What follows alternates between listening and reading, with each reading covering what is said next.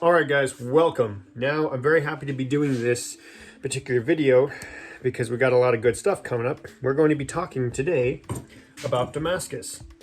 Now, the reason why we're doing that today is because I have a custom order for a small 5-inch blade Bowie knife made out of Damascus. And we're going to be doing a lower layer because I like the way that lower layer Damascus looks.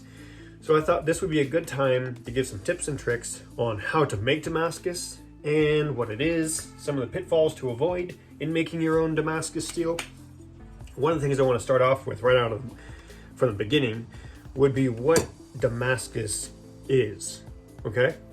Now, ancient Damascus, commonly called Wootz steel, was crucible steel. So a very simple explanation is that they took all of this scrap material, melted it in a crucible, worked it, and then squeezed out the impurities.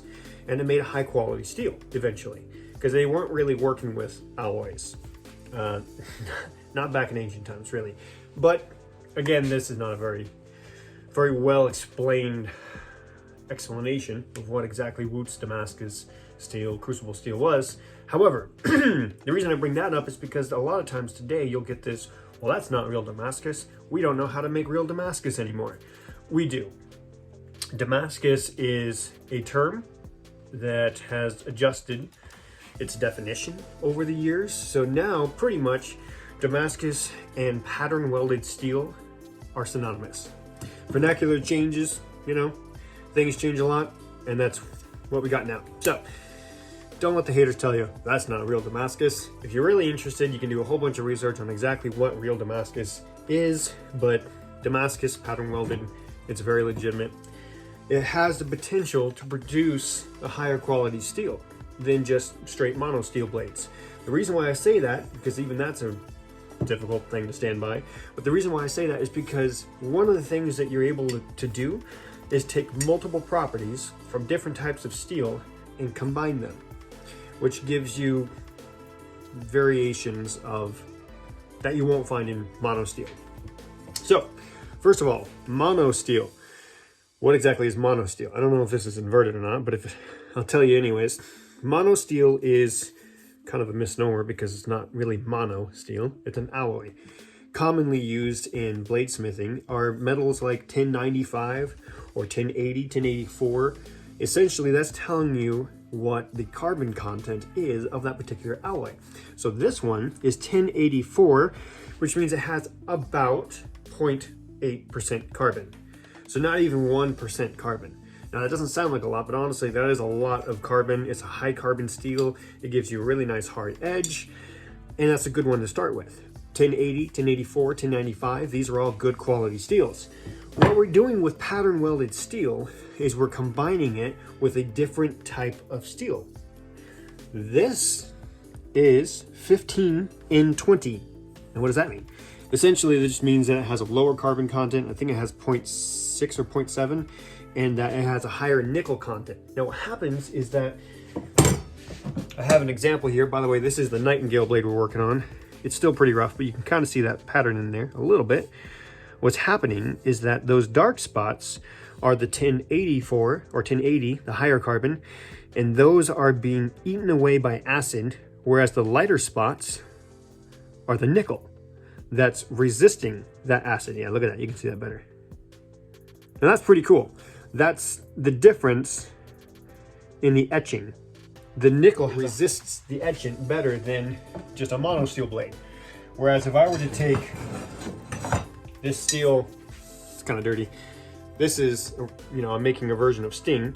If I were to take this and etch this in the ferric chloride that I use, then this would get very dark. But if it were made of nickel, it wouldn't. Anyways, you get the point. So what we'll be doing is combining the two to make Damascus, pattern welded steel. So I'll show you how to do that. Now, a couple notes. Preparation is key. The cleaner your steel, the better your welds, okay?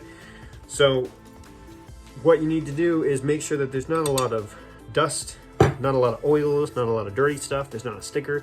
If you don't clean your steel, then that's going to prevent a good clean forge welding. And what that means is that you're not going to have a solid homogeneous piece of steel. You're going to have what we call delaminations. So that's literally, instead of the two steels becoming one, you'll actually have a seam in there. And as you're grinding, it can either pop off or just be the same thing as this, you know, to be completely honest. So you have to make sure that you do good heat control and that your material is clean. So all I gotta do is order 2 types of steel. I would recommend these two, 1080, 1084, either one, and 15 and 20. And get ones that are the same width, length, and thickness. Because what happens is, if, let's just say the nickel was thinner. If you start with a thinner nickel and it's on the outside, because it will heat up at a different rate, that thin nickel can just peel right off. And that's not good. And that will prevent you from getting good forge weld. So there's my first recommendation. Get the same size material, or if you have it, grind it to the right size, okay? Same thickness too.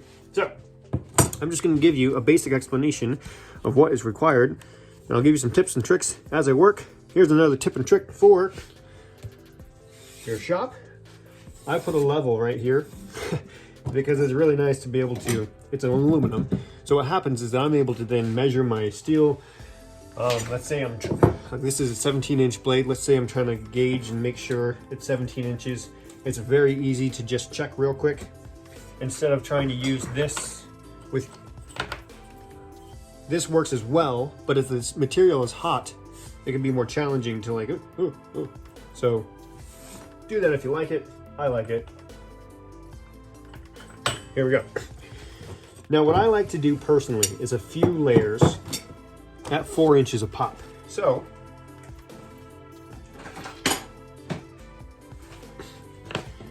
take your material, put it on your ruler or measure it however you want, and make a mark.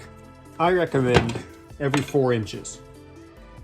4, 8, and this happens to be a 12-inch piece. So there you go. Now, try to keep these marks as straight and clean as possible, because that will drastically improve your experience later on. Now, another suggestion I have is that when you're doing this, to help you differentiate which piece is which type of steel, because you want it alternating, for my high carbon, I do 2 marks per blank. And I do that on each side. It just helps me keep track. Make them nice and clear. Now, even when these are all cut up and that sticker's not there, I'll know 2 means it's high carbon. Or whatever else, doesn't really have to be high carbon for 2. It just means that it's different. And that will help me get the pieces straight. Now, I am ordering a miter saw with a metal cutting blade because it's easier than what you're about to see me do, but you don't have to have that. You can also do it with an angle grinder. Safety first though. Now what this means is that we are going to have 6 individual pieces.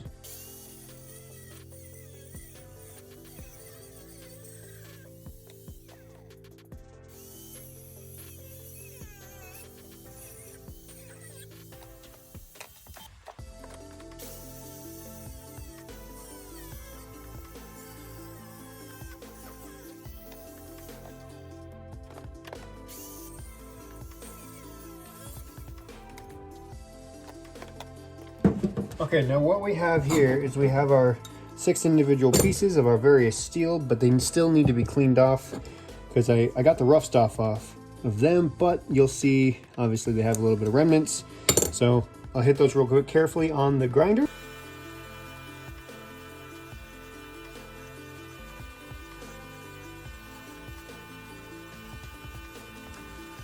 All right, now we have the roughest of it all taken care of. But I'm going to do an extra step because you cannot have your steel too clean.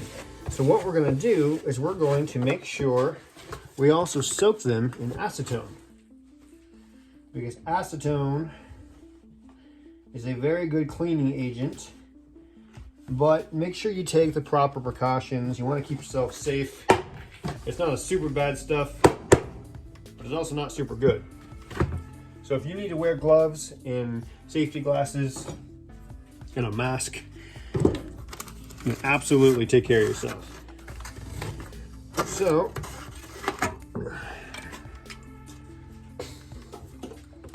I have safety glasses on, by the way. Also, this stuff can be pretty flammable, so make sure you take care of that before you start any flame.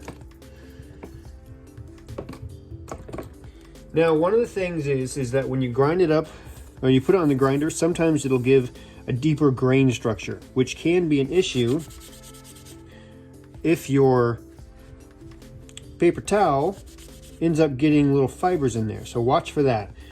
Maybe use a finer grit belt if that's the way you're cleaning it up. And I'm being overly cautious right now, but that's just because I want to impress on you the importance of having clean steel. And I don't think, unless you're on a time clock, you're on a pressure point there with time, I don't think you can go wrong with over cleaning your steel.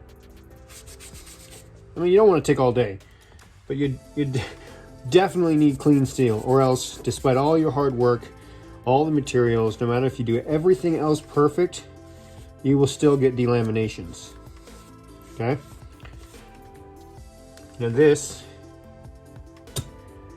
the only issue with that, by the way, is that a lot of times acetone will take off your markings. So do whatever you need to do to make sure you keep track of what steel is what type. Otherwise, you're going to accidentally not alternate them, which essentially cuts down your layer count every time you mess that up. And if you're going to be putting forth all this work to get some Damascus, you don't want to cut your layer count. Okay? Those three are good. So we're going to set those aside. And now we're going to do our second three.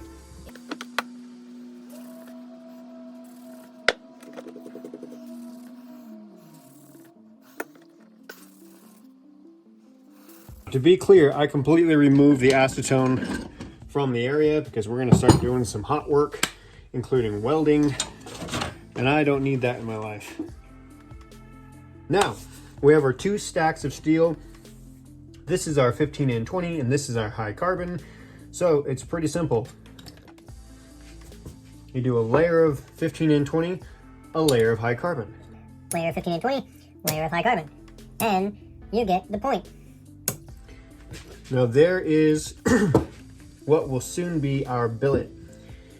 Now if you want, and I recommend it, do your very best to get it about as even as you can.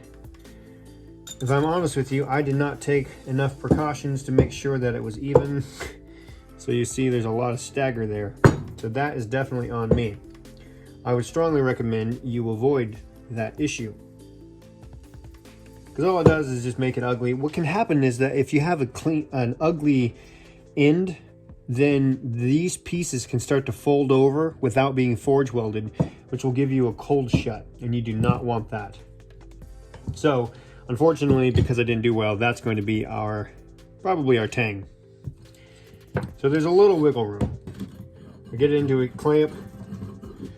Now for me, I clamp it a little further on the side because the other side's going to go in the clamp. Relatively flat, everything's looking good. Let's put it into the vise and start some welding. And now we're going here,